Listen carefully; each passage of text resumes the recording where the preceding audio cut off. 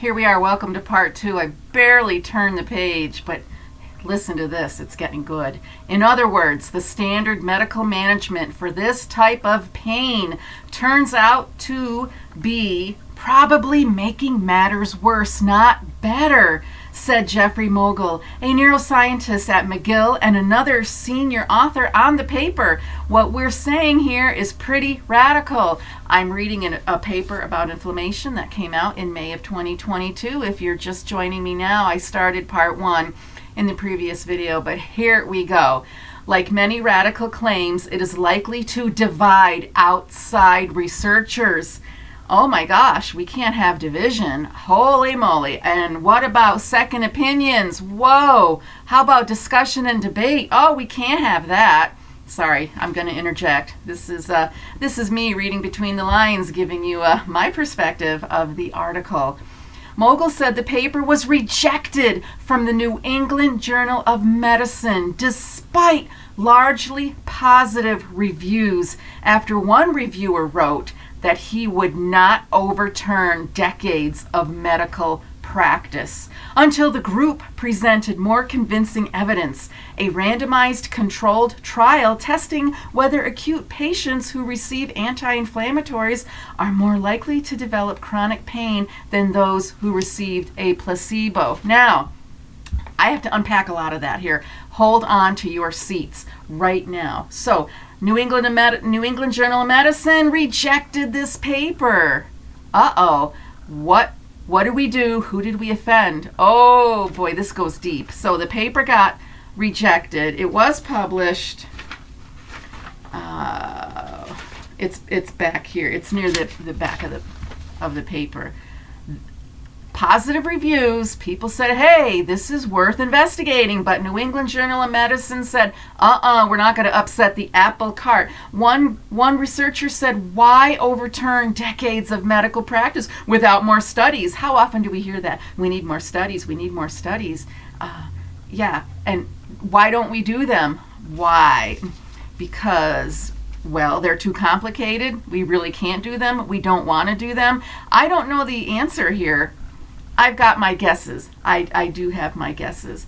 So we're not going to overturn decades of drugging people because we want more studies to be done. We're just going to drug people until they're damaged. We already know non-steroidal anti-inflammatories destroys your cartilage. We know that. So maybe this is just helping to support what we already know.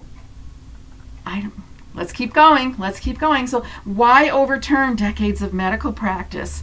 Why? Why should we change what we're doing right now?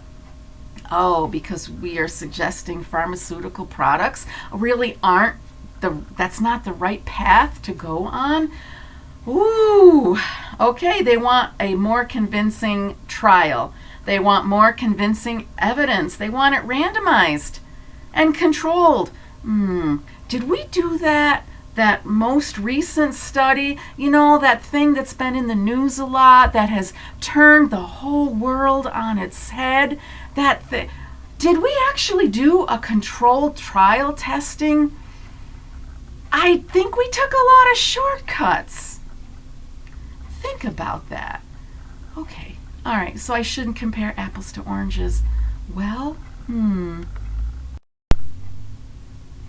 And let me remind you, we've been doing studies about placebos. When people are given a placebo and they even know it's a placebo, they improve.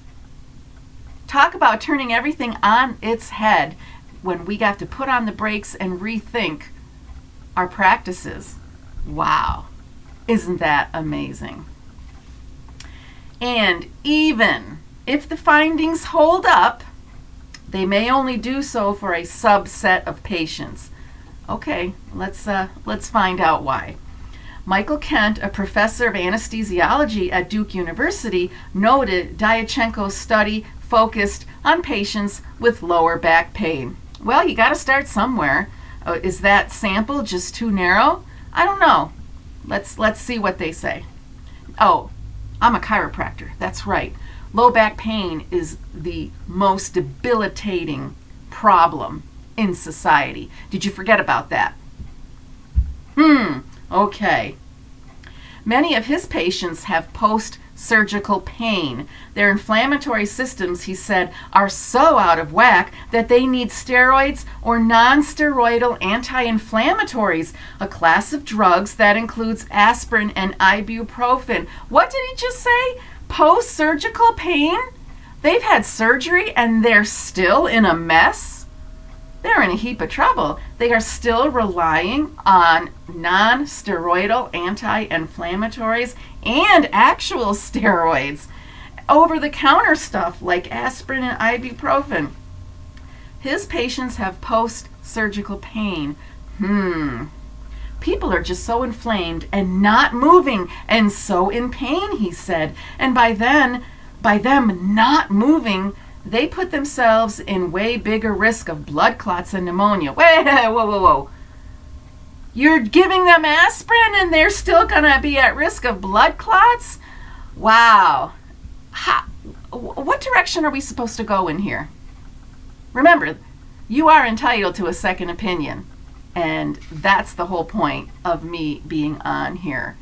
You need to be willing to look at 2 sides, maybe 3 sides, maybe 4 sides, all the possible sides to a situation, a story, a presentation.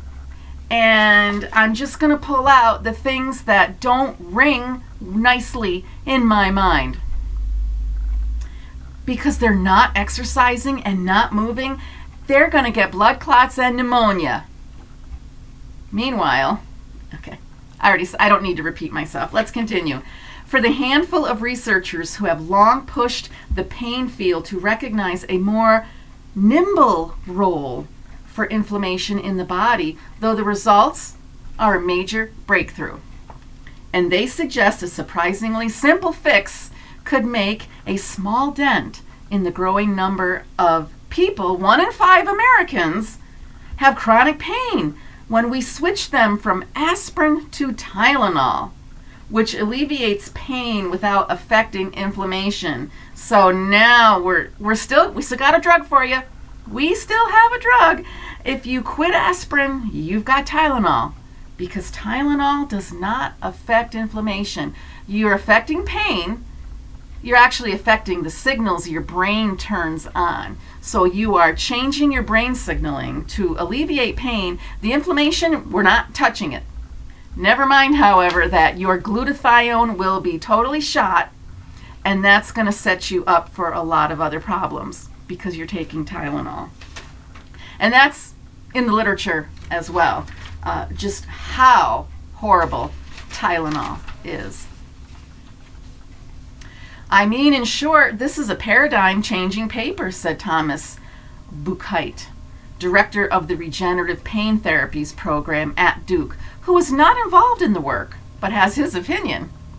We have been treating everything that hurts with a steroid injection or an anti-inflammatory for years. Precisely why some patients see pain resolve after an initial injury and others see it persist for upward of 3 months, which is the clinical definition of chronic pain. You have a pain lasting 3 months, officially it's called chronic. Happy birthday. And it has long remained a mystery. Yes, we haven't figured it out. So, where are we headed now? Most researchers assumed there was some kind of active dysfunction unfolding in chronic pain patients, said Mogul. So let's go and blame the patient. I'm just throwing that in there.